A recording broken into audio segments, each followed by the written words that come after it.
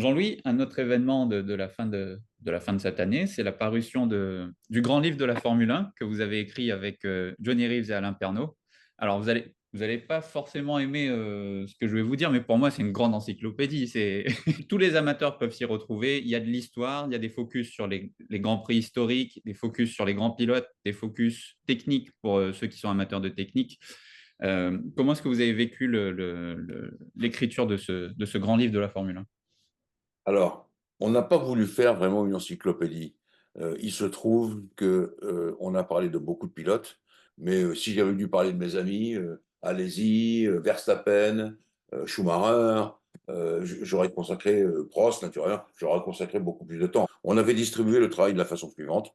Quand Hachette Marabout s'est adressé à moi pour faire ce livre, pour en être le rédacteur en chef, hein, je dis ça comme ça, je leur ai dit, mais moi, je ne ferai pas ce livre-là tout seul.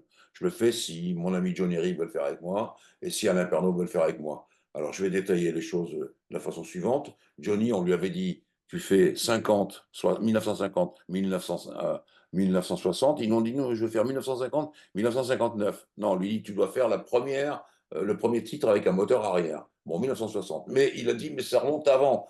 J'ai dit, oui, bon, alors tu commences où tu veux. Et donc, il a commencé en 1945. Cette espèce de bouillonnement juste après la guerre, d'ailleurs, qui a commencé à Paris, qui a fait que bon, la Formule 1 est née là, est arrivée là directement. C'était ça qui était intéressant. Bon, Johnny fait l'histoire, raconte-nous des anecdotes. Johnny, il aurait bien voulu écrire tout le bouquin, non, je veux dire, jusqu'à 1960. Mais non, faut donner les pages. Ensuite, on a eu Alain Pernaut, et je dis en réalité que Alain Pernaut a eu la période la plus difficile. 1960-1980, c'est là où la Formule 1 a pris un élan absolument formidable, vraiment formidable.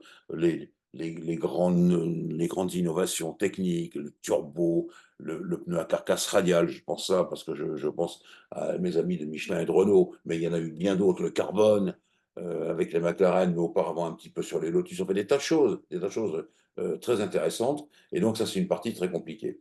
Moi, non, je me suis trouvé à faire la période suivante, mais c'est la période des grandes histoires de superstars. Prost, Senna, vous ne pouvez pas le faire autrement. Schumacher, non plus, forcément. Vettel, 4 fois champion du monde d'affilée.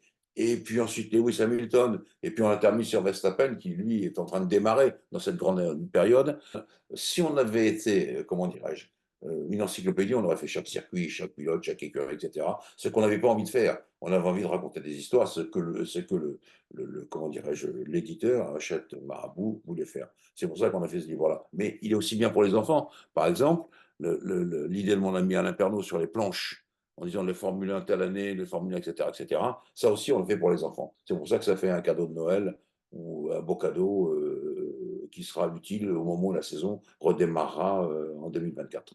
Finalement, la Formule 1, c'est un mélange très spécial et unique entre du spectacle, du sport, de la technique et des histoires humaines. Est-ce que c'est ça, c'est ça le facteur commun de toutes ces années de Formule 1? C'est tout à fait ça, c'est tout à fait ça, puisque quand Alain Prost a accepté de faire la préface, il a insisté exactement tout ça. La technique, c'est ça, etc. Mais derrière tout ça, il y a toujours les hommes. Et j'ai trouvé que les hommes, entre les techniciens, quand j'ai technicien, je parle des Adrien Noué, ou je parle des Mauro Fraghieri, les superstars des ingénieurs, je parle aussi des mécaniciens et des choses comme ça. Et tu ne dois pas oublier, on n'oubliera pas que derrière la technique, les innovations, etc., c'est toujours les hommes. C'est ce qu'il voulait dire dans sa préface, et c'est ce qu'on a fait finalement, parce que c'était la partie la plus originale et la plus sympa quand on fait un livre comme ça. Voilà.